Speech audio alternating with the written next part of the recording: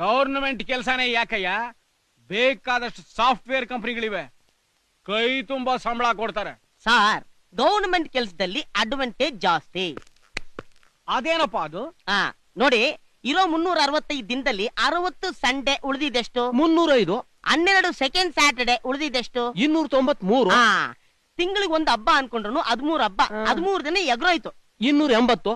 ಇದ್ರಲ್ಲಿ ಅವನ್ ಸತ್ತ ಇವನ್ ಸತ್ತ ಅಲ್ಲಿ ಸ್ಟ್ರೈಕು ಇಲ್ಲಿ ಬಂದು ಅನ್ಕೊಂಡ್ರು 20 ದಿನ ಎಗ್ರೋಯ್ತು. 260. 260. So ELU CLU without pay ಅನ್ಕೊಂಡ್ರು 70 ಡೇಸ್ ಮಟ್ಯಾಚ್.